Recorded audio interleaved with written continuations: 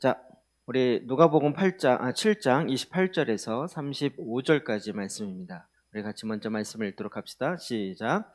내가 너희에게 말하노니 여자가 낳은 자 중에 요한보다 큰 자가 없도다. 그러나 하나님의 나라에서는 극히 작은 자라도 그보다 크니라 하시니 모든 백성과 세리들은 이미 요한의 세례를 받은지라.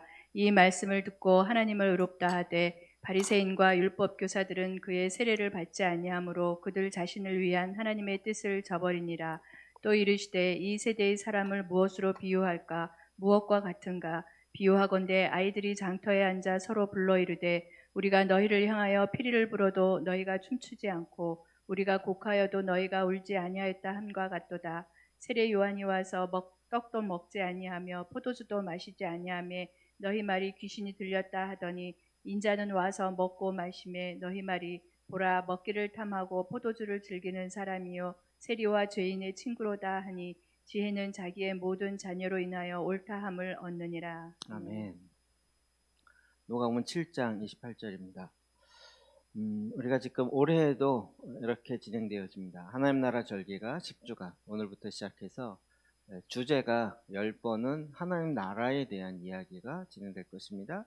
그리고 나서 이제 성육신의 절기가 6주간 연결되어지고, 그리고 성탄과 함께 성육신의 축일이 이렇게 계속 진행되고, 그 다음에 십자가의 절기, 이런 식으로 쭉 진행할 것입니다. 작년에 하던 것과 다른 것 없이 날짜만 좀 변화됐습니다.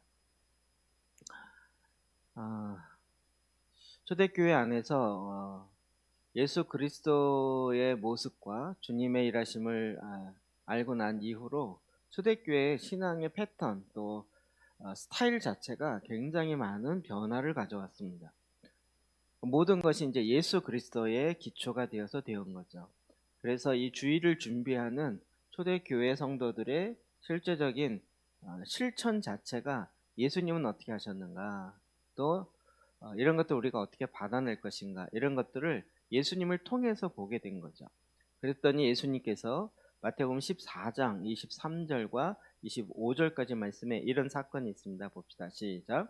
무리를 보내신 후에 기도하러 따로 산에 올라가시니라. 저물매 거기 혼자 계시더니 배가 이미 육지에서 술이나 떠나서 바람이 거스름으로 물결로 말미암아 고난을 당하더라. 밤 사경에 예수께서 바다 위로 걸어서 제자들에게 오시니. 네. 이것을 시간을 계산해 보니까 혼자 기도하러 따로 산에 올라가셔서 기도하는데, 그것이 주로 오후 4시경, 5시경 보통 이렇게 봅니다. 예수님이 사실은 제 입장에서의 인간적 농담이죠. 예수님이 설교 준비할 필요가 있었을까요? 예수님은 뭐 특별히 뭘 준비할 PPT 만들 필요가 있었을까요? 그렇지 않은데도 불구하고 주님은 기도하기 위해서 혼자 가시고 또 밤이 새도록 기도하셨어요. 그리고 기도가 끝나고 제자들이 있는 곳으로 오셨는데, 그때가 몇 시였어요? 밤 4경에. 그렇지, 새벽 4시에. 그러니까 오후 4시에 산에 올라가셔서 기도하시고 이러면서 새벽 4시에 제자들 쪽으로 가신 거죠. 그럼 몇 시간 동안 하신 거죠? 12시간 동안. 주님이 왜 이렇게 하셨을까? 주님이 새로운 능력을 받기 위해서일까? 우리가 지금 다시 예수 그리스도를 바라보는 관점들을 다 새롭게 하고 있죠? 그 뭐죠? 우리에게 본이 되게 하기 위해서라는 거죠. 그래서 초대교회 성도들은 저녁에 주일을 준비하고 주일날 말씀을 받기 위해서 저녁부터 그 다음 새벽까지 12시간을 성경 읽고 기도하고 이런 준비하는 시간들을 가졌습니다. 이것이 이제 실제적으로 일어나는 사건 중에 하나는 사도행전에 나타나는데, 사도행전 20장 7절 그리고 8절, 9절과 11절 봅시다. 같이 보겠습니다. 시작. 그 주간의 첫날에 우리가 떡을 떼려 하여 모였더니 바울이 이튿날 떠나고자 하여 그들에게 강론할세 말을 밤중까지 계속하매 유두고라 하는 청년이 창에 걸터 앉아 있다가 깊이 졸더니 바울이 강론하기를 더 오래 하매 졸음을 이기지 못하여 3층에서 떨어지거늘 일으켜 보니 죽었는지라. 올라가 떡을 떼어 먹고 오랫동안 곧 날이 새기까지 이야기하고 떠나니라. 아멘. 여기 보면 그 주간의 첫날에, 그 주간의 첫날이 언제일까요? 네, 주간의 첫날은 언제일까요? 네, 우리식으로는 월요일 생각나지만 안식 후 첫날 이렇게 되면 지금 우리가 얘기한 주일인 거죠. 네. 그래서 초대교회 성도들은 안식일을 지켰어요? 주일을 지켰어요? 둘 다 지켰다고 말씀드렸죠. 둘 중에 하나를 한 것이 아니라 안식일도 지키고, 그리고 주일날 안식 후 첫날 또 부활하신 예수님, 예수님께 집중하여서. 그래서 우리가 떡을 때려 하여 모였더니, 떡을 때려 밥 먹으러 모였다는 얘기 아니라 성찬이죠. 성찬. 바울이 이튿날 떠나고자 하여 그들에게 강론하세 말을 밤중까지 계속하매. 그래서 어떻게 해요? 안식일 지난 다음, 그러니까 지금 주일에 사도 바울이 말씀을 전하기 시작하는 거죠. 이게 계속 되는 거예요. 계속. 그러니까 그 유두고라고 하는 청년이 그 계속되면서 듣다가 좋은 거죠. 그래서 졸음을 이기지 못하고 3층에서 떨어져서 이렇게 보니 죽었던 사건이 일어난 거죠. 우리는 이거 유도가 많이 졸았다, 뭐 힘들었다, 아니면 사도 바울이 설교를 얼마나 지겹게 했으면 졸았을까, 뭐 별의별 이렇게 얘기가 많잖아요. 그런 것보다 그 전날 준비하는 과정이 있다. 그러니까 오히려 유도거는 그 하나님의 말씀을 받을 준비가 안 돼 있는 거죠. 놀라운 계시의 말씀들을 풀어내고 이러니까 사실은 이게 막 이렇게 내용이 없는 걸 지리하게 하는 것이 아니라 정말 계시죠. 사도 바울이 하나님으로부터 받고 예수 그리스도에 대해서 새롭게 깨달은 신약에 있는 이 놀라운 계시의 말씀들을 원저자 직강으로 하는 거잖아요. 로마서 직강으로 하고 갈라디아서 직강으로 하고. 그러니까 그 당시에 얘기할 게 좀 많았겠어요. 뭐 할례의 문제, 구원의 문제, 안식의 문제, 이런 많은 문제들을 어떻게 예수 그리스도 메시아의 관점과 새로운 하나님의 나라 관점으로 어떻게 할 것인가. 사도 바울이 두란노에서 2년 3개월 동안 하나님 나라에 대해서 매일 강론해요. 일주일에 한 번 강론해도 긴 날인데 매일 강론해서 할 만큼 해야 할 게 너무 많은 거죠. 그러니까 이런 계시가 막 풀어지는 거죠. 그런데 이것을 밤이 맞도록 깨어 준비하고 이런 사람은 받아내는데, 그렇지 못한 사람은 뭔 얘기야 그러면서 이해가 안 되니까 졸았다라는 거죠. 그러니까 이와 같은 지금 우리가 초대교회 영적 유업들을 받고 이럴 때 우리가 마음을 준비하는 것, 그러면 이것을 실천하고 실제적으로 우리의 마음을 준비하는 거 굉장히 중요합니다. 제가 이걸 읽으면서 제가 좋은 성경적 근거를 찾았어요. 설교를 할 때 어떤 사람은 진짜 스펀지 물 빨아듯이 쫙쫙 빨아들이는 사람이 있어요. 뭐 그냥 뭔 얘기가 나와. 심지어는 이렇게 보면요, 기침한 것까지 적어요. 하하하고 웃은 것도 적고. 근데 어떤 사람은 졸리니까 안 졸리려고 막 그림 그리고. 이게 뭔 차이가? 똑같은 설교를 똑같은 현장에서 똑같은 시간에 듣는데 무슨 차이일까요? 이런 차이가. 그 말씀에 대한 갈급함과 준비가 되어 있는 사람과 그렇지 않은 사람의 차이. 설교자의 책임이 아니라 듣는 사람의 책임도 엄청 많이 있다라는 성경적 근거를 제가 드디어 찾았습니다. 할렐루야. 아무도 아멘 안 하시네요. 자, 그러면서 이제 세례 요한에게 집중하는데, 자, 이 하나님 나라가 왜 세례 요한으로부터 시작하는가? 우리가 작년에 이거 잠깐 핵심적인 주제는 좀 다뤘던 부분이에요. 근데 오늘 좀 더 자세하게 봅시다. 누가복음 7장 28절입니다. 시작. 내가 너희에게 말하노니 여자가 낳은 자 중에 요한보다 큰 자가 없도다. 그러나 하나님의 나라에서는 극히 작은 자라도 그보다 크니라 하시니. 오늘 오전에도 잠깐 이야기한 것처럼 여자가 낳은 자 중에 요한보다 큰 자가 없다. 그러니까 세례 선지자들과 구약에 있는 많은 주의 백성들이 계속 메시아가 오시면 완성될 것에 대한, 이 메시아가 올 것에 대한 이야기를 계속했고, 세례 요한이 바로 그 직전에 그 모든 것의 실제를 모아갖고 예수 그리스도의 오심을 실제로 준비하는 자가 됐죠. 그러니까 여자가 낳은 자 중에 가장 큰 자가 됐던 거죠. 그러나 하나님의 나라에서는 극히 작은 자라도 그보다 크니라.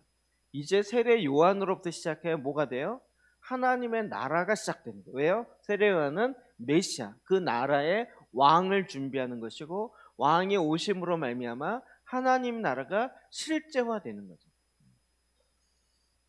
그렇기 때문에 지금 이 세례 요한의 이 사역과 이 메시지와 삶은 하나님 나라의 첫 스타트가 되는 것이에요. 굉장히 중요한 부분입니다. 이 말을 듣고 사람들의 반응이 있습니다. 29절이요. 시작. 모든 백성과 세리들은 이미 요한의 세례를 받은지라 이 말씀을 듣고 하나님을 의롭다 하되. 세례를 받을 뿐만 아니라 그 세례 요한의 메시지를 듣고 뭐라 그랬어요? 하나님은 의롭다. 굉장히 중요한 표현이에요. 하나님이 그렇게 일하시는 것이 의롭고 맞는 거다, 이렇게 들었다는 거죠. 조금 이따 더 설명하겠지만 굉장히 새로운 차원의 이야기를 하는데, 지금 죄인들도, 세리는 죄인의 대표, 그 당시에, 그리고 대다수의 백성들도 이렇게 들으니까 맞아, 이게 맞구나, 하나님이 이렇게 일하는 게 옳구나 라고 그들이 다 이해가 되고 받아들일 수가 있었다는 거죠. 특별히 세례 요한이 갖고 있는 그의 배경, 그의 탄생은 굉장히 특이했죠. 왜냐하면 그의 아버지가 제사장이었고 인정받는 사람이었어요. 누가복음 1장 6절을 보면 이 두 사람이 하나님 앞에 의인이더니 그 아버지 사가랴와 그의 어머니 엘리사벳 뭐라 그랬어요? 하나님 앞에 의인이다, 이렇게 얘기합니다. 그러니까 제사장으로부터 뿐만 아니라 주의 모든 계명과 규례대로 흠이 없이 행하는, 존경받는 제사장이었다. 지금도 이스라엘 가면 랍비들이 많지만 특별히 존경받는 랍비들 막 가면 막 사진이나 막 프랭카드 걸어놓고 이 랍비가 막 대단합니다, 이런 식으로 막 이렇게 친송하면서 하는 그런 분위기가 있거든요. 근데 이 사가랴는 그렇게 인정받는 사람이었다는 거예요. 근데 그가 제비뽑기에 당첨되어서 성소 안에 들어가서 성소를 섬기는 일을 할 때 가브리엘 천사장의 말을 들은 거죠. 그의 방문을 받았고 이제 너를 통하여 아들을 낳을 것이다. 그 아들은 세례 요한이 될 것이다 라는 말을 듣는 거예요. 굉장히 획기적인 사건이었습니다. 그리고 이것을 숨길 수가 없는 거죠. 모든 사람이 다 제사장이 나오기를 기다리고 있었기 때문에 분명히 무슨 사건이 있다는 걸 알고, 근데 나왔는데 어떻게 됐어요? 말을 못하게 됩니다. 그러니까 분명히 그 안에서 엄청난 일이 있었다는 걸 아는데 무슨 일 있어요? 라고 물어보니까 말을 못하는 거예요. 그러니까 분명히 엄청난 일이 있다라는 것을 그들은 알고 있었던 거죠. 그리고 나서 아이를 갖게 되었고 그 아이를 낳으면서 있었던 그 사건들을 보면서 이스라엘 백성들은 야, 이게 뭔가, 왜요? 400년 그 앞에 구약과 신약 그 사이에 신구약 중간기라고 있어요. 400년 동안 말씀이 임하지 아니하므로 신구약 중간기에 선지자가 나타난 적이 없어요. 그러다가 지금 아주 독특한 사건이 일어나기 때문에 이스라엘 백성들은 이것이 굉장히 중요한 의미가 있구나라는 것을 다 알고 있었던 존재들이죠. 자, 누가복음 2장 67절과 80절 읽어봅시다. 시작. 그 부친 사가랴가 성령의 충만함을 받아 예언하여 이르되 아이가 자라며 심령이 강하여지며 이스라엘에게 나타나는 날까지 빈들에 있으니라. 아멘.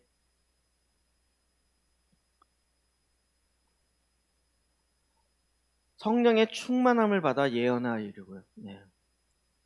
아이가 자라며 심령이 강하여지고 이스라엘에 나타난 날까지 어디 있었어요? 빈들에 있었다. 이 세례 요한이 출생한 이후에 어떤 삶을 살았는가 라는 부분에 있어서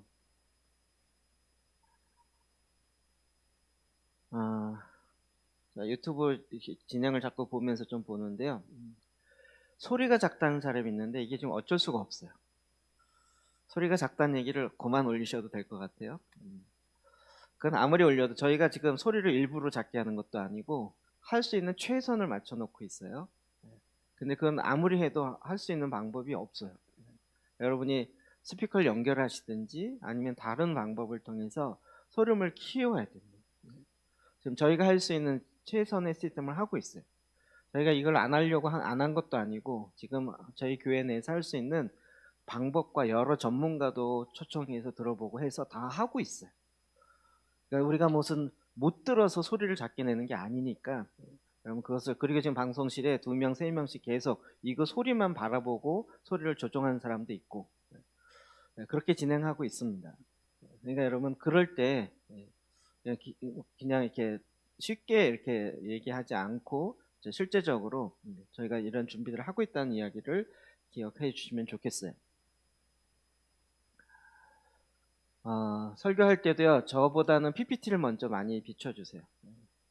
그래서 지금 이 설교안을 받고 있지 못하니까 제 얼굴이야 늘 보니까 PPT 중심으로 방송을 송출해 주시면 좋겠어요. 자, 부친 사가랴가 성령의 충만을 받아 예언하는. 그러니까 지금 이 세례 요한의 탄생은 굉장히 중요한 의미를 갖고 있는 거죠. 그리고 이제 전승에 의하면 세례 요한이 언제인지 모르지만 천사에 의해서 혹은 어떤 상황에 의해서 어렸을 때부터 따로 떨어져서 28년 동안 전혀 소식이 없다가 28년 만에, 즉 30이 되어서 이제 나타나서서 말씀을 전하기 시작하는 거죠. 그것이 이제 마태복음 3장 1절 2절입니다. 시작. 그때 세례 요한이 이르러 유대 광야에서 전파하여 말하되 회개하라 천국이 가까이 왔느니라. 예. 이제 30이 되어서 세례 요한이 나타났을 때 우리 보통 성경적으로 이야기하면 잘 알잖아요. 보통 그 당시의 사람들은 너 누구냐 그러면 아버지 누구의 아들 누구입니다, 이런 식으로 얘기하죠. 계보를 얘기해요. 그러니까 지금 세례 요한도 뭐라고 얘기했겠어요? 당신 누구세요? 라고 물어보면 아버지 사가랴의 아들 요한입니다. 그러면 벌써 다 아는 거예요. 아, 아기를 못 갖다가 그 성전 들어갔다가 말 못했던 그 존경받는 제사장, 그의 아들이 28년 만에 나타나서 메시지를 하는구나, 이 얘기를 아는 거죠. 그가 이야기했던 메시지는 굉장히 독특했어요. 회개하라 천국에 갖고 왔느니라. 무슨 얘기냐면 그 당시에 제사장들은 제사장의 가문을 이어가면서 제사장들이 하는 기본적인 사역이 있죠. 기본적인 사역. 우리가 구약의 성막을 통해서 잘 알고 있죠. 제사를 드리러 온 사람이 제물을 가지고 오면 누가 잡아요? 죄인이 잡고 그 피를 받아다가 제사장에 주면 그 피를 받고, 이러면서 진행되어지는, 그러니까 제사장이 기본적으로 하고 있는 그 당시에 역할과 일이 있었는데, 세례 요한은 자기가 아버지가 제사장이고 그의 아들 제사장으로 당연히 혈통적으로 제사장 집안에 태어났고 제사장 일을 하는 것이 당연함에도 불구하고 그와 같은 일보다는 회개하라 천국이 갖고 왔느니라 전혀 다른 패러다임을 이야기하고 있다는 거예요. 그러면서 마가복음 1장 8절입니다. 시작. 나는 너희에게 물로 세례를 베풀었거니와 그는 너희에게 성령으로 세례를 베푸시리라. 아멘. 지금 세례를 이야기하면서 제가 1년 전에 이 세례 이야기하면서 구약에도 신약에도 없었던 개념이다 이렇게 얘기했는데, 올 1월에 제가 가서 이제 다시 이렇게 좀 보면서 그 당시의 상황에는 세례라는 것이 정결 예식 개념으로 있었더라고요. 정결 예식. 이스라엘 백성이 성전에 올라갈 때 그 먼 거리를 와서, 그리고 이제 성전에 올라가기 전에 어디서 씻죠? 실로암 물가에서 씻고 그 다음에 성전에 올라가는 노래를 부르면 올라가잖아요. 근데 그 정결 예식을 행하는 것이 기본적으로 있었던 것이, 그러니까 이 세례라는 것이 그들에겐 좀 어려움으로 다가오는 것이 아니라 내가 지금 전혀 다른 차원인데 이 새로운 하나님의 일하신 가운데 들어가려면 다시 깨끗해져야 된다, 이것에 동의가 되는 거죠. 그래서 들어갔던 것이에요. 이와 같은 새로운 일하심에 지금 나타나는 그 반응에 대해서 29절과 30절은 정반대로 정확하게 표현하고 있습니다. 읽어봅시다. 시작. 모든 백성과 세리들은 이미 요한의 세례를 받은지라 이 말씀을 듣고 하나님을 의롭다 하되 바리새인과 율법 교사들은 그의 세례를 받지 아니하므로 그들 자신을 위한 하나님의 뜻을 저버리니라. 네. 지금 세례 요한이 무슨 메시지를 했을까요? 회개하라, 하나님 나라가 가까웠다. 근데 이거보다 더 많은 이야기가 했겠죠. 그런데 이 말을 들은 모든 백성들과 세리들은 어떻게 했어요? 아, 그 말이 옳구나. 그리고 세례를 받았어요. 그런데 바리새인들과 율법 교사들은 어떻게 해요? 세례를 받지 않았어요. 그 얘기는 뭐죠? 지금 하나님이 새로운 패러다임으로 일하는 것에 대해서 받아들이지 않은 거죠. 그래서 성경 뭐라 그래요? 자신을 위한 하나님의 뜻을 저버리느니라. 우리가 지금 여러분 전에 배웠던 거 좀 기억해 보시겠어요? 예, 이거 조금만 머리에 쓰면 금방 이해될 부분이에요. 하나님께서 이스라엘 백성을 출애굽하자마자 시내산에서 하나님이 임재하시고 언약 백성을 맺고 그 다음에 바로 뭘 얘기했어요? 성막 짓는 얘기를 했죠. 그리고 제사장 세우는 얘기를 했어요. 그러니까 이게 제사장의 첫 시작이라고 생각해요. 그런데 우리는 뭐라 그랬죠? 구약에 있는 모든 것들은 다 모형이다. 실체, 눈에 보여진 실체다. 실제, 리얼리티, 실제는 어디에 있어요? 하늘에 있는 거다. 이렇게 됐죠. 하늘에 있는 거. 이해되시죠? 그러니까 지금 구약에 나타나는 것도 하늘에 있는 것을 이야기하는. 그런데 첫 시작하자마자 하나님이 임재하고 막 구름이 임하니까 하나님의 영광이 임하니까 그들이 와 이러면서 왔지만 오면서 차차차차 어떻게 돼요? 인간의 잘못되어진 생각으로 해석이 들어가고 그런 방법이 들어가기 시작한 거죠. 자기네가 이걸 직접 받았기 때문에 아 이건 우리만이 최고다 그러는데 내려오다가 중간에 인간의 생각이 막 들어가는 거예요. 그러면서 하나님이 원래 준 구약의 이 모든 성막과 또 이런 하나님의 절기와 이런 것에 원래 의도와는 다르게 인간의 생각이 들어가니까 다른 해석을 시작한 거죠. 그 중에 하나가 뭘까요? 율법주의로 갔다는 거예요. 율법을 지켜야 구원을 얻는다. 이렇게 갔다는 거죠. 성경은 율법을 지키라는 차원에서 율법을 준 게 아니죠. 율법을 지키는 것으로는 구원 얻을 자가 없다. 이게 성경의 이야기죠. 그러니까 율법을 준 목적은 우리에게 법으로 준 것과 같은데 그러니까 이건 범법하는 자에게 법이 자신의 행하는 것이 죄라는 것을 알게 하기 위해서 준 거지 율법 자체를 지켜서 그것이 나에게 구원 얻을 수 있는 능력 있게 만드는 건 아니었다는 거예요. 근데 이거 싹 까먹었죠. 그러니까 어떻게 해요? 원형이 주어졌는데 이게 모델이다 보니까 자꾸 내려오면서 인간의 생각이 들어가는 거예요. 그러니까 세례 요한이 와서 하나님께 계속 말씀을 받고 이러면서 지금 사실은 뭘 받은 거예요?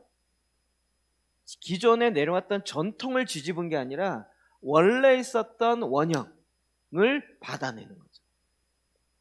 어렵지 않으시죠? 오늘날 우리 신약의 성도들 자꾸 이게 구약은 없어지고 신약으로 됐다 이렇게 얘기하니까 구약은 쓸데없다 이렇게 얘기하는데 그게 아니라 우리 자꾸 회복이라는 단어 쓰잖아요. 원래 주었던 첫 원형이 있었는데 그게 내려오면서 점차 왜곡되어지고 인간적인 생각으로 가는 거예요. 근데 주님이 오셔서 그것을 원래 주었던 목적으로 다시 원형으로 회복한다고요. 이해되시죠? 네. 이런 차원에서 이 말씀을 자꾸 보셔야 돼요. 자, 히브리서 7장 12절 13절이요. 시작. 제사 직분이 바꾸어졌은즉 율법도 반드시 바꾸어지리니 이것은 한 사람도 제단 일을 받들지 않는 다른 지파에 속한 자를 가리켜 말한 것이라. 네.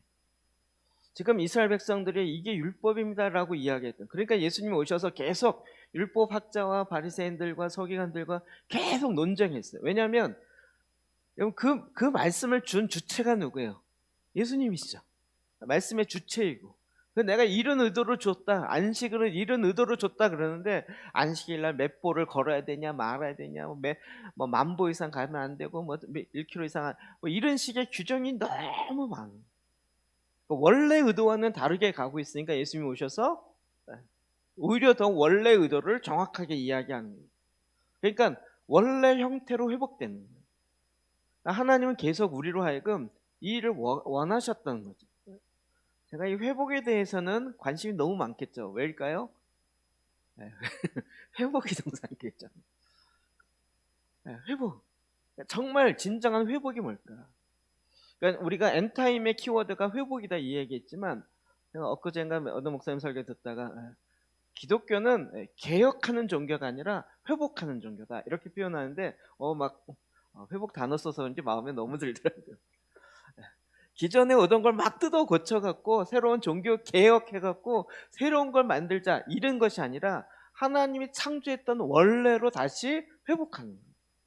그러니까 원래 그림의 문제를 정확하게 봐야 된다는 거예요.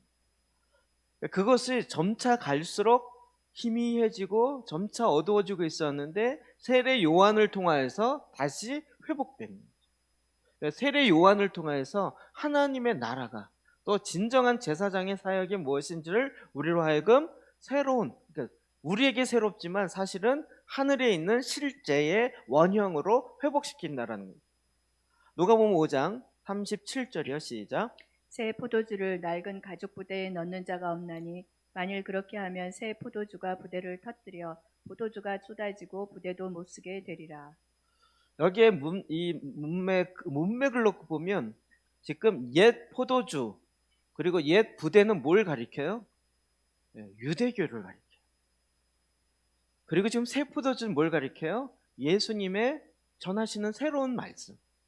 이게 사실은 원형이죠. 원래 원형의 말씀이 새 포도주가 됩니다. 없었다가 나온 게 아니라 하늘에 있는 원래 것들인데 그것이 다시 우리에게 얘기합니다. 그러니까 이 예수님의 말씀을 유대교라는 부대로는 담아질 수가 없었던 거죠. 그래서 주님이 지금 새 부대를 만드는데 그 새 부대가 뭐였죠? 교회였다. 지금의 눈에 이런 교회 아닙니다. 예수 그리스도를 머리로 한 몸된 교회, 유기체적인 우주적인 교회를 이야기하는 거죠. 그러니까 주님이 지금 새로운 사역을 위해서 주님이 갖고 있었던 원래 그림을 이야기했던 거죠. 그러니까 지금 저와 여러분이 제사장 기도를 하고 이런 것들이요, 다 지금 사실은 뭐예요? 그냥 회복한 거예요.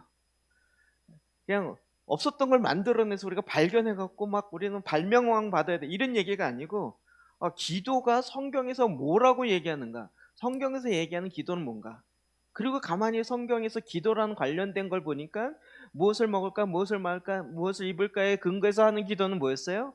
이방인의 기도였죠. 정말 하나님이 기도라는 것을 우리에게 위임하시고 기도하라고 하셨다는 건 뭐였죠? 먼저 그의 나라와 의를 구하는 차원에서 내가 기도하는 권세를 우리에게 준 거죠. 이런 어마어마한 의미를 놓쳐버리고 우리는 이방인처럼 내 문제 중심의 기도를 하고 있었고 이게 기도라고 생각한 거예요. 그러니까 우리가 지금 이걸 지금 발견하고 이렇게 하는 것이 없었던 것이 아니라 원래 원형을 자꾸 찾고 그러면서 나가기 시작했던 거예요.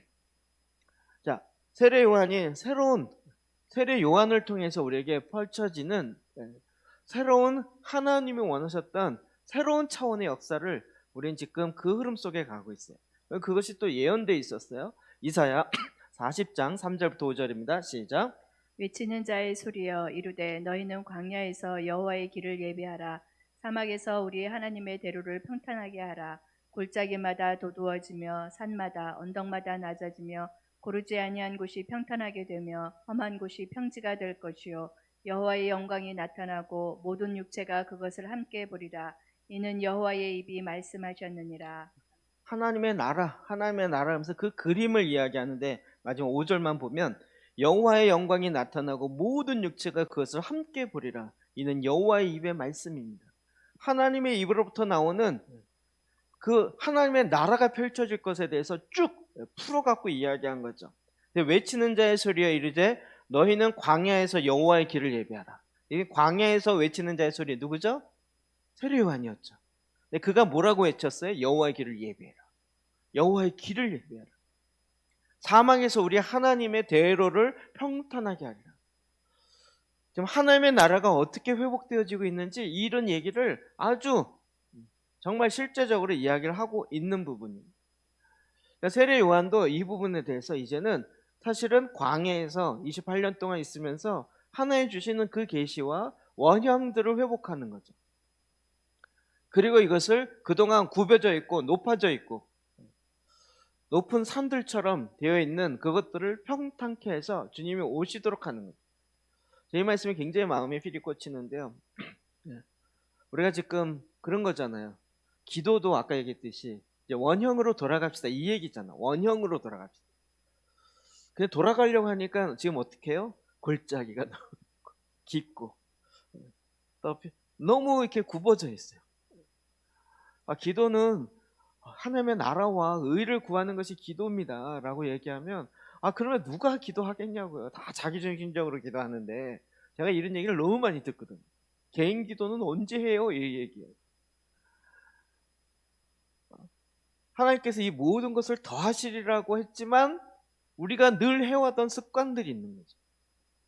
그래서 원형을 이야기하지만 그 원형을 받아들이기 어려운데 그것을 평탄케 하고 그 대로를 열어놓아서 말씀이 임하게 하는 성육신의 신비와 이런 걸 풀어내기 시작하는 세례 요한 같은 새로운 일들을 그 당시적으로 풀어낸 거죠. 누가복음 7장 28절 볼까요? 시작. 내가 너희에게 말하노니 여자가 낳은 자 중에 요한보다 큰 자가 없도다. 그러나 하나님의 나라에서는 극히 작은 자라도 그보다 크니라 하시니. 하나님의 나라에서 우리가 지금도 하나님의 나라적 일을 할 수 있고 그렇지 아니하고 그냥 우리의 습관에 따라서 하는 그런 일을 할 수도 있어요. 지금도 우리는 교회 시대이기 때문에 우리는 구약과 상관없다.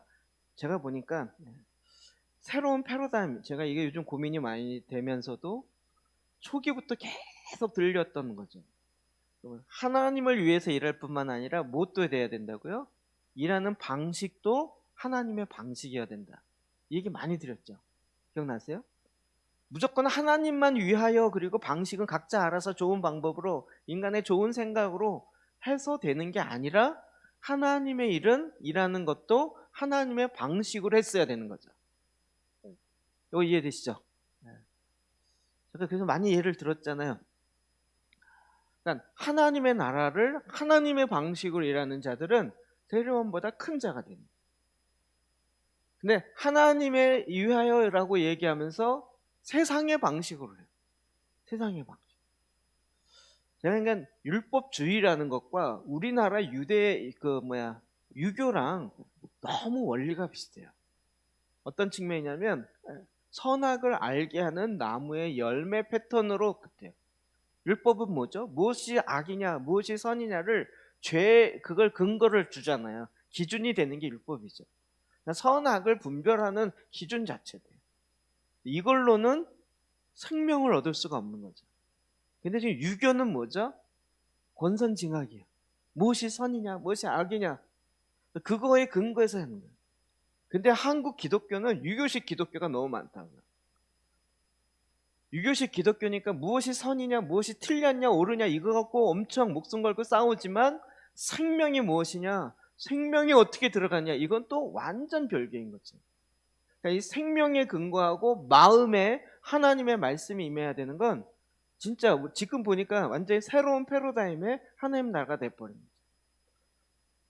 그리고 여기에 생명이 아닌 것에 목숨을 걸고 있는 경우가 너무 많았어요. 그러니까 여기에서 큰 자가 돼도 하나님 나라 들어보면 생명에 근거한 것이 아니면 여기서 아무리 큰 자가 돼도 하나님 나라 안에서는 결코 큰 자가 될 수가 없는 거죠.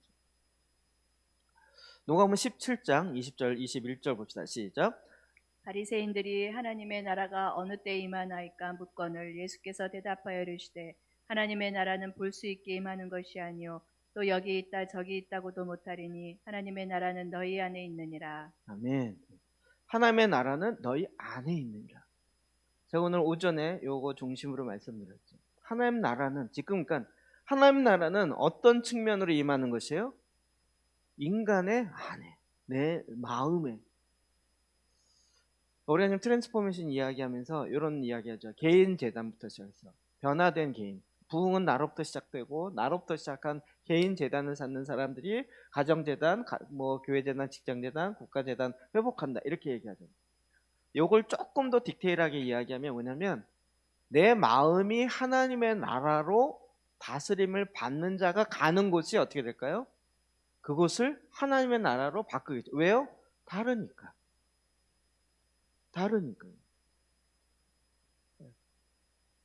그럼 그런 변화되기를 원하는 곳에 모여가지고 그렇게 기도해서 바뀌는 게 아니고 내 안에서부터 하나님의 나라, 그러니까 내 안에 속 사람에 예수 그리스도가 왕이시고 왕권이 회복돼요. 예수님의 왕권이 회복돼요.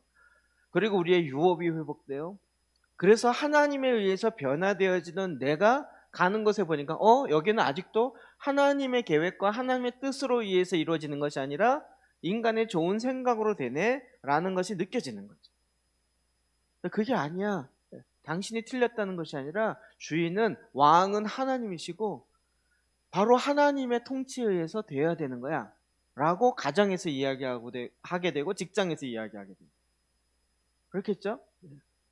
그러니까 우리가 직장 재단을 세워서 직장을 변화시키자, 이거보다 더 중요한 게 뭐예요? 직장에 나가서 일하고 있는 내가 주님이 내 안에서 계속 야, 너 그렇게 해서 직장 생활해서 되겠니? 이런 얘기 자꾸 들어요. 네가 나의 자녀로 나의 유업을 물려받은 자인데 네가 그렇게 살아갖고 되겠니? 이 얘기가 계속 들리는 거예요.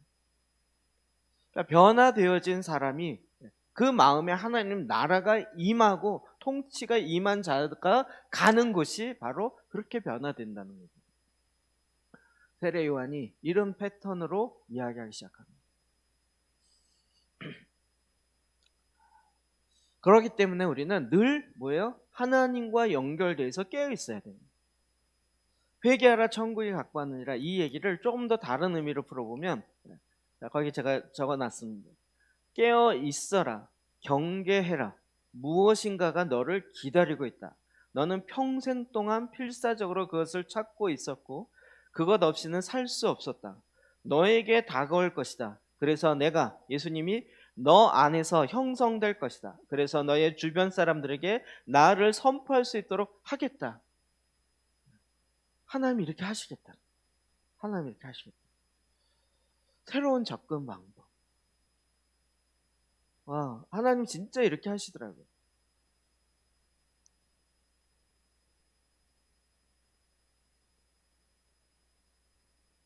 자꾸 이제 제가 제 얘기를 할까 말까 고민하고 있는 건데 시간이 없어 안 할게요.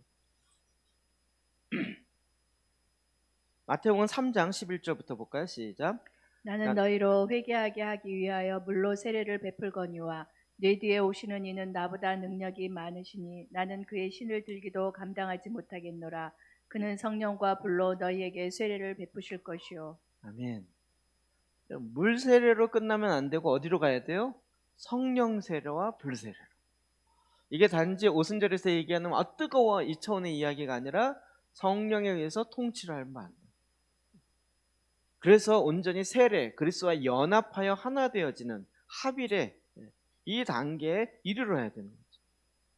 이게 다 지금 보니까 구원의 절기랑 너무 연결되어 있는 거예요. 우리의 속사람이 잘하는 것이 어떻게 해요? 우리가 의롭다라고 칭함받을 뿐만 아니라 이제 내가 자라서 말씀이 육신이 되어서 그 말씀이 내 안에 임해서 말씀이 내가 되는 거죠. 말씀과 내가 이렇게 합작해서 뭔가 새로운 게 아니라 주님의 말씀이 내가 돼야 되는 거죠. 우리가 그래서 그 앞에 100% 순종하는 거예요. 그렇게 나아감으로 주님과 합한 자가 되어서 우리 안에 주님이 나타나게 되는 초대교회 속사람이 성장하게 되는 것을 우리가 이제 놀랍게 배운 거죠. 근데 사실 이게 뭐예요? 초대교회는 이게 다 그렇게 살았어요. 초대교회 성도들은 다 이렇게 살았어요. 우린 지금 막 놀라운 거 발견했다고 얘기하는데 초대교회 성도가 들고 있으면 저거 완전 생 기초를 왜 저렇게 열내서 얘기하지? 이러고 있지 않을까요? 우리는 그동안 너무 이렇게 엉뚱한 곳을 막 가다가 이게 왜 안 바뀌어? 왜 안 돼? 이러면서 막 머리 쥐어들면서 도대체 어떻게 해야 되는가 이랬다가 처음으로 봐서 보니까, 연결돼서 보니까 그들이 했던 거예요. 근데 초대교회 성도들은 이런 부분에 뭐 책으로 배우고 이런 것도 아닌데 그렇게 살았던 믿음의 선배들에 의해서 전수가 뚝 되는 거죠. 그걸 그냥 설명을 듣고 그렇게 살아내면서 그 3세기 동안의 박해 가운데서도 말씀을 포기하지 않고 그리스도에 향한 사랑을 잃지 않고 나아갔던 거죠. 그러니까 이게 하나님의 나라가 임한 거죠. 하나님 나라 실제가. 자, 그래서요, 왕이 가까이 오셨습니다. 우리에게 구원을 주시려고 왕이 오고 계십니다. 깨어나야 합니다. 그러니까 하나님 나라 들어가도 되고 안 들어가도 되고 이런 차원의 얘기가 아니에요. 이 땅에 임하는 하나님 나라 내가 그걸 위해서 해도 되고 안 해도 되고 아니라 왕이 임하죠. 지금 왕이 다스리는데 그것을 듣지 않는 자들은 아까 얘기했던 율법사나 바리새인들이나 그런 자들은 받지 않아요. 받지 않으니까 어떻게 해요? 그들을 자기 자신을 향한 하나님의 뜻을 저버리는 자. 저버리는 자가 돼요. 그러나 하나님 앞에 정말 깨어 있어서 그 가난한 심령을 갖고 긍휼히 여기는 그 마음을 가진 자는 하나님의 일하심을 받아들이죠. 그러면서 백성과 세리는 뭐라 그래요? 이거 옳다. 이게 하나님의 의다. 이렇게 얘기합니다. 정확하게 얘기하면 세례 요한이 와서 제사장에 새로운 사역, 원형 이야기를 했더니 율법 교사들과 바리새인들은 뭐라 그랬어요? 아니다. 전통과 다르다. 이거 받아들일 수 없다. 이렇게 얘기합니다.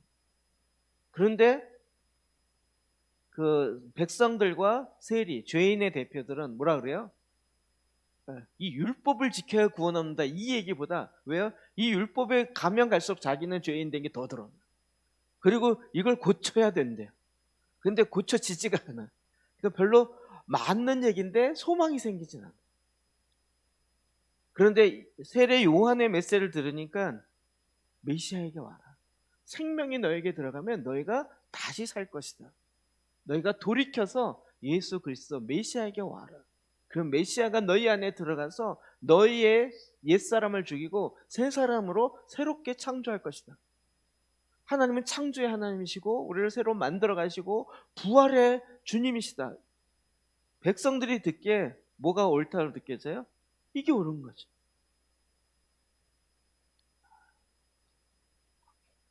우리가 지금 구원의 절교와 관련돼서 십자가 굉장히 중요하죠.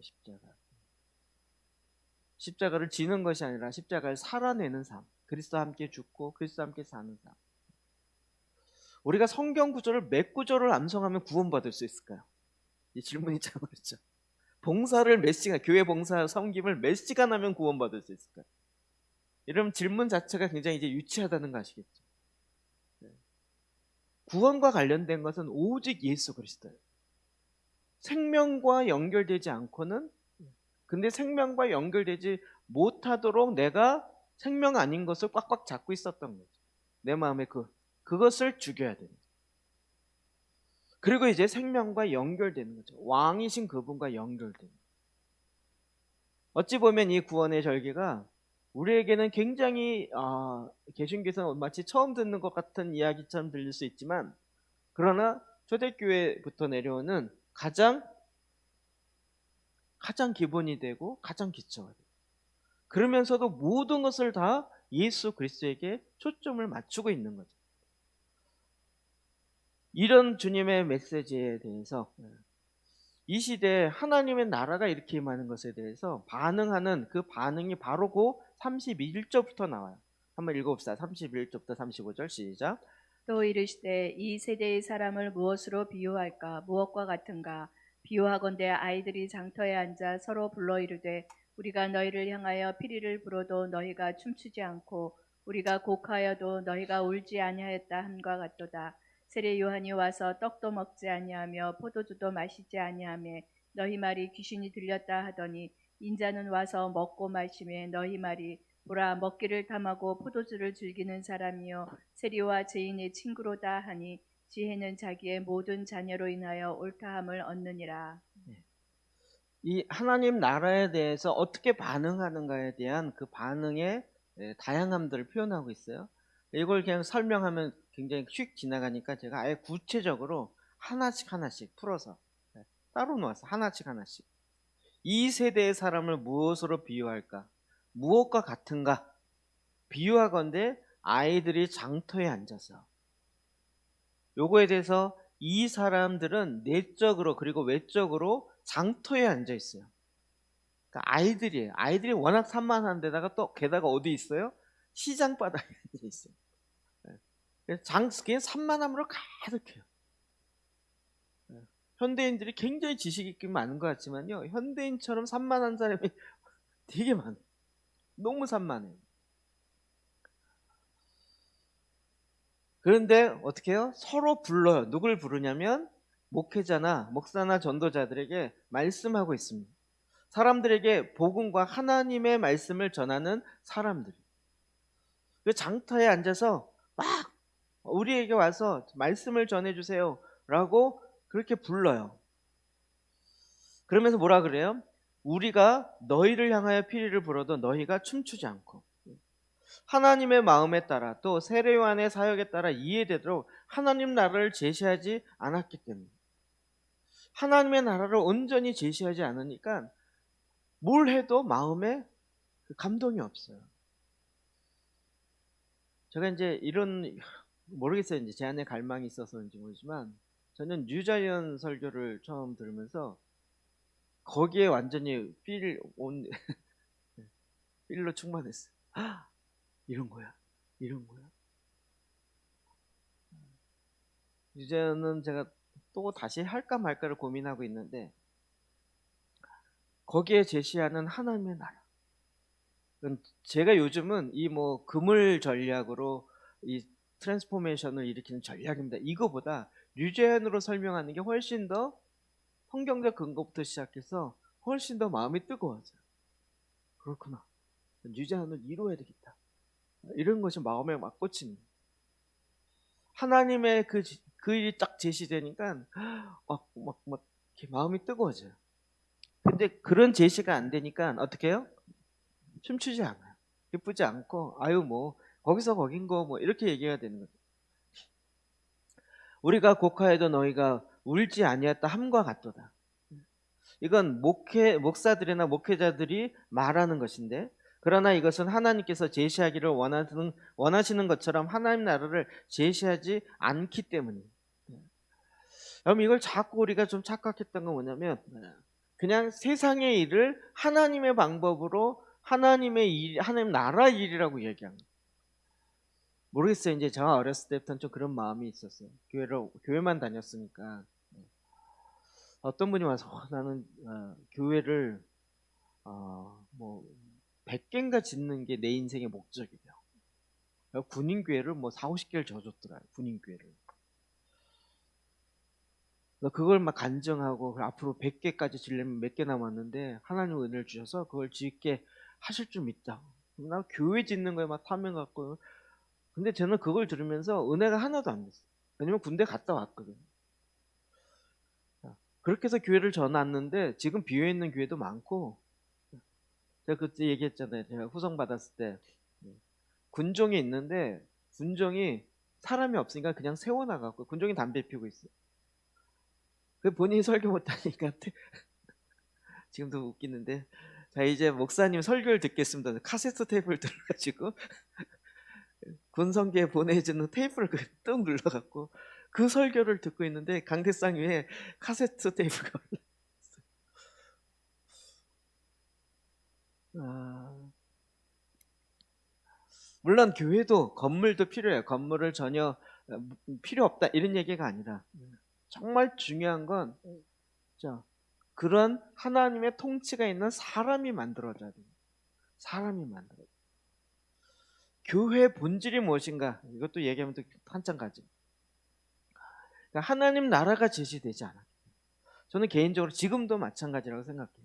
한국교회 위기는 교회의 비전을 이야기됐을지 모르지만 하나님 나라, 마지막 때에 하나님의 비전, 하나님의 유업이 어떻게 회복돼야 되는지에 대한 그 비전이 제시되지 않으니까 아무리 곡하여도 갖추지 않는. 자, 그래요. 그런데 세례요한이 와서 떡도 먹지 아니하며 포도주도 마시지 아니하며 너희 말이 귀신이 들렸다 하더니, 이거는 예수님께서 여기서 목회자들, 지도자들이 아니라 사람들에게 이야기하고 있는 부분입니다.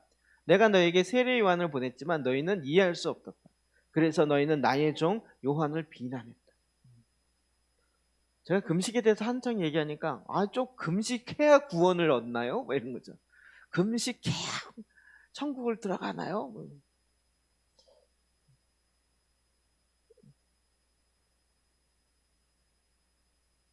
그리고 또 이제 같이 먹으면 또 예수님 같은 일이 나는 거죠.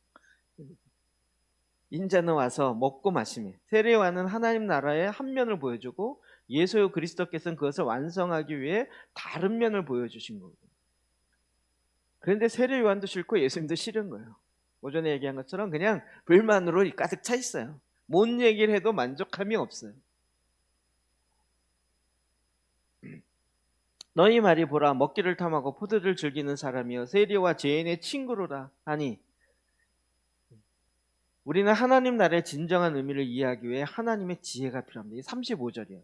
지혜는 자기의 모든 자녀로 인하여 옳다함을 얻느니라. 지혜는 자기의 모든 자녀로 인하여 옳다함을 얻느니라. 세례 요한이 제사장의 새로운 사역의 패러다임으로 회개하라 천국에 갖고 왔느니라 라고 얘기했을 때 누가 옳다 그랬어요? 누가? 네, 백성들과 죄인들이, 세리가. 누구였어요? 그러니까 결국 하나님 나라의 자녀들이 거기서부터 나오는 거예요. 이거 제가 쑥 지나가는 생각인데요. 자녀들에게 물어봤을 때 자녀들이 정확합니다. 자녀들 제일 무섭습니다. 부모들도 제일 무서워하는 게 자녀들이 얘기하는 게 무슨, 어렸을 땐 따라가지만 다 있다가 드디어 말하기 시작하고 이러면 자녀가 얘기하면 부모가 꼼짝 못하죠. 아빠는 그래서 이렇게 해서 저렇게 해서 저렇게 했잖아. 아빠 말이 틀리잖아. 그러면 걔 말이 맞아요. 무서운 거죠. 하나님의 나라도요, 이게 옳습니다, 뭐 율법학자상 이렇게 되는 것이 아니라, 실제 제가 이제 이걸 어제도 계속 묵상하고 그러면서, 초대교회는 이렇게 말씀을 가르쳤구나. 신론, 구원론, 기독론, 뭐 이렇게 가르친 게 아니라 구원에 대해서 이야기합니다. 그러니까 와, 막 제가 신론 공부할 생각하면 머리가 지금도 바삭바삭하거든요. 아우, 너무 내용이 많은데다가 아무리 공부해도 잘 들어가지 않고, 그리고 진짜 이게 어려워. 그런데 하나님을 아는 거에 대해서 완전히 다른 측면으로 접근하기 시작합니다. 제가 보기에 와, 이게 훨씬 더 옳구나라는 생각이 들어요. 앞으로는 정말 이게 더 많이 퍼져가길 원해요. 자, 그래서 주님은 우리에게 지금 새로운 차원의 패러다임을 주시죠. 제가 새로운 걸 좋아해서가 아니라, 주님은 지금도 아까 처음에 질문했던 내가 과연 변하는가? 변화에 대해서 성경은 뭐라고 얘기하는가? 우리가 그동안 해왔던 방법을 새로운 결단합시다. 좀 마음을 정해라. 마음을 먹어라. 그러면 좀 새로워질 거 아니야. 그럼 그래서 나도 안 바뀌었잖아요. 마음을 새로 먹어서 나도 안 바뀌었잖아요. 왜요? 마음이 심히 부패했기 때문에. 마음이 새로워지려면 어떻게 해야 돼요? 예수 그리스도의 마음이 오는 것, 생명의 마음이 오는 것 외에는, 여기에 연결되는 것 외에는 어떻게 부패하고 심히 썩어 있는 마음이 어떻게 새로워질 수 있을까요? 정말 주님의 방법 외에는 있을 수가 없는 거죠. 이제는 그 주님의 방법으로 우리가 하나님의 나라에 세일을 합니다. 제가 참 지금도 이제 그런 생각이 드는 것은, 저희가 막 다니엘 기도처럼 하루에 3번씩 말씀 갖고 기도하고 막 2시간씩 하고, 지금도 그 얘기하면 막 한국에 그런 교회가 있냐 막 이런 식인 거예요. 갖고 막 어깨에 힘 딱 들어가려고 그러면 이쪽을 보는 거예요. 여기는 시편으로 하루에 150편씩 매일 기도했고, 뭐 토요일 날은 12시간 밤을 새했고, 하루에 2시간 자고, 금식은 뭐 208, 일주일에 1년에 280 이러는 걸 보는 거예요. 그런데 이게 뭐냐면, 초대교회는 이게 되는 거예요. 우리가 대단한 게 아니고요. 초대교회로 가면 이건 기초도 아니고요. 그냥 생각이 나요. 제일 처음에 저도 아대 박사님 모르고 아대 박사님 저희 교회 모르니까 제가 막 소개하고 싶어가지고, 우리 교회는 이런 기도입니다. 뭐 말씀 갖고 기도하고 재상 뭐 이런 거 막 하고 싶은 거예요. 근데 아무 얘기 안 하고 묻지도 않고, 저도 말할 수 없고 막 이러고 있다가, 그래갖고 이제 그 주변에 있는 사람에게, 또 영어가 안 되니까 이 얘기를 했죠. 우리 교회는 기도 재단을 세우고 말씀 갖고 기도하고 제사장이 성막기도를 하고 성경을 하루에 10장씩 읽으면서 나간다고 막 이런 얘기를 했더니 그 얘기를 전했더라고요. 그랬더니 반응이 뭐냐면 그러냐 이게 아니라 음. 그게 대단한 완전히 기초 중에 기초인데 그걸 우리는 막 대단한 거라고 그걸 또 하고 어깨에 힘들어 가려고 그러고 있었으니 지금 와서 보니까 하나님이 진짜 주님의 일을 하기 원하셨구나. 정말 창피할 때가 있습니다. 지금 세례 요한이 예수 그리스도의 오심, 그러니까 구약도 모든 포커스가 메시아의 오심에 돼 있죠. 신약에 예수 그리스도가 오셨잖아요. 그래서 예수 그리스도 오심으로 말미암아 확장되어진 이것. 그러니까 천지 창조의 시작부터 끝까지가 다 알파여 오메가가 바로 예수 그리스도인 거죠. 그분이 실제로 다스리는 그 나라, 그 통치가 이제 내 안에서부터 시작됩니다. 그래서 그분께서 여러분에게 세례를 주시기 위해 오십니다. 성령과 불로 세례 주기 위해 오세요. 왜냐하면 나는 전환기에 속한 자이기 때문에. 우린 자꾸 유교적 기독교, 율법적 기독교, 선악을 분별하고 선악 가지고 싸우려고 하는 이런 쪽으로 가려고 그러는데 주님은 이제 하나님 나라의 기독교로 우리를 바꾸시는 거예요. 이분이 진정한 하나님의 어린 양이십니다. 여러분 구원의 모든 것이 다 성육신, 말씀이 육신인데 예수님이 우리 가운데 오세요. 그래서 우리 안에는 죄의 어둠을 내어줬는데 이것도 예수님이 친히 경험하신 바도 있어요. 모든 걸 다 주님이 경험하여 체후를 하셔서 우리의 이 연약함을 알지 못하신 분이 아니십니다. 다 아시는 분이세요. 어린 양 되시고 그 문제를 해결하시는 분이세요. 그분께서는 우리의 모든 죄를 짊어지실 것이에요. 우리 안에 있는 내 마음에 있는 어두움, 내 안에 있는 죄악들 이것을 내가 질고 가서 해결될 것이 아니라 바로 어린 양 되신 주님께 느끼는 거예요. 그러나 이것이 일어나려면 우리의 생각을 바꿔야 돼요. 하나님의 나라, 킹덤의 새롭고 참된 의미를 받아들일 수 있습니까? 하나님의 나라의 새로운 이것을 받아들일 수 있습니까? 이제는 구원 받으셨습니까? 이렇게 묻지 말고 하나님 나라를 받아들이셨습니까? 왕으로서의 주인을 받으셨습니까? 이렇게 물어봐야 될 상황인 거죠. 주님이 지금 저와 여러분을 통해서 새로운 패러다임으로 계속 인도해 오셨습니다. 그렇죠. 우리가 지금 새로운 시즌 들어간다는 얘기는 전혀 안 해봤던 걸 가는 게 아니라 원형으로 가는데 하나님이 원래 원하셨던 하나님의 통치, 이게 창세 전부터 계획되어 있었던 거고 그 모형을 이야기했다가 그 의미가 잘못 해석됐던 것을 다시 원형으로 회복한 것이고 그리고 이 땅에 그것을 우리는 완성하는 마지막 시대의 사람으로 부름받은 거죠. 그래서 세례 요한이 바로 새로운 하나님 나라의 패러다임으로 회개하라, 천국이 가까이 왔다 라고 이야기한 거고 우리는 뭐라고 얘기할까요? 빨리 회개하라, 천국이 이제 끝나간다, 완성되어 간다, 마지막 순간이 될 수 있다 라고 전하는 자가 되는 거죠. 그래서 우리에게 새로운 패러다임이 요구되어지고 여러분 그렇게 가는 하나님의 통치 가운데 들어가는 것을 힘들어할 것이 아니라 정말 오히려 더 갈망을 갖고 나아가야 하는 거죠.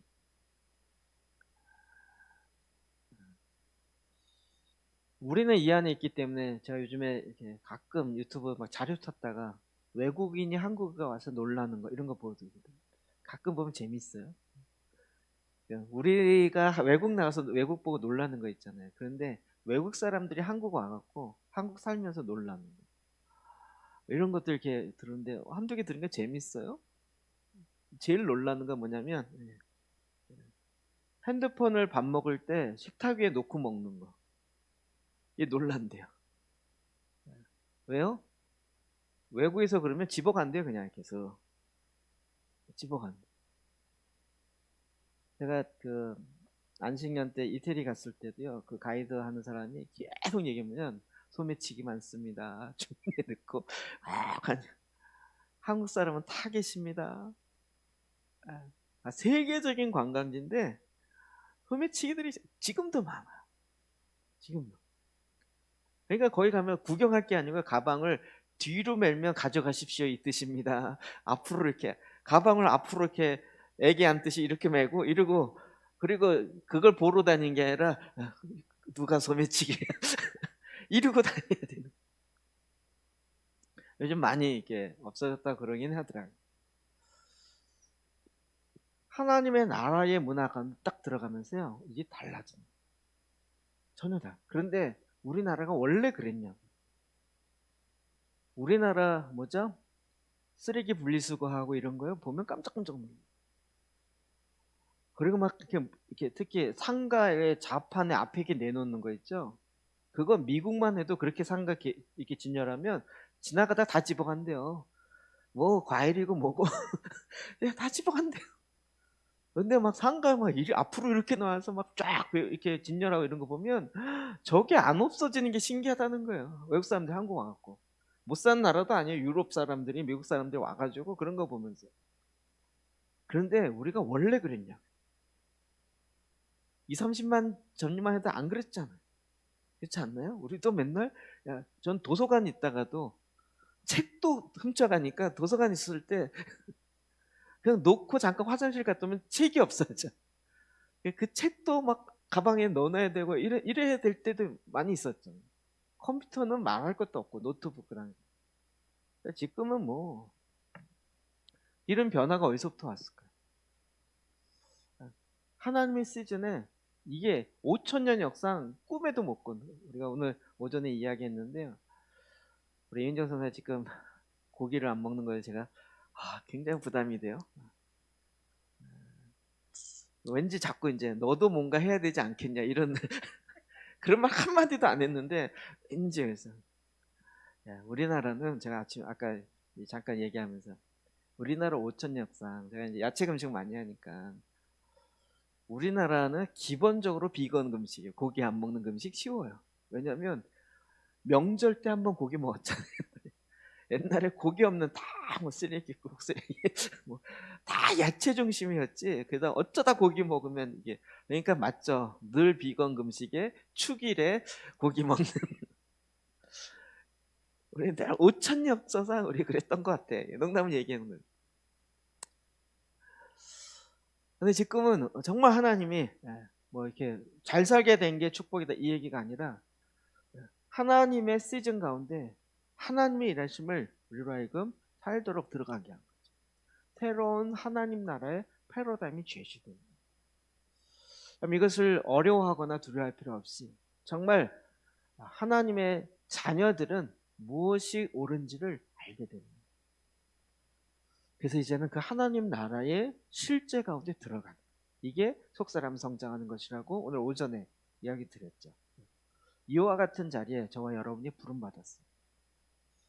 그리고 그 일에 지금 열심히 표대를 향하여 달려가고 있어요. 뒤를 돌아볼 시간이 없어요. 달리기 할 때요, 절대 뒤돌아보지 말라고. 이 뒤돌아보는 순간 0.2초인가가 줄어들어요. 뛸 때요. 얼마나 이게 균형 잡고 막 뛰는데 옆에 쫓아오나 안 쫓아, 이렇게 딱 보는 순간 여기 균형을 잠깐 이렇게 해야 되거든요. 그때 0.2초, 3초. 여러분 0.2초 우습게 보지만 0.1초를 줄이려고 유학을 1년, 2년 가요. 달리기 선수들이. 요거 하나 하는데 그럴 필요 없이 표대를 향하여 뒤를 돌아보지 아니하고 표대를 향하여 달려가는, 우리가 지금 그 입장에 있습니다. 하나님 나라 시즌이 이제 새롭게 시작되고 그 가운데 주시는 하나님의 이 놀라운 풍요로움들이 우리 안에 엄청나게 더 일어날 것입니다. 우리가 이 일을 위해서 기도하십시다. 주님 앞에 나가 우리 같이 좀 기도하십시다.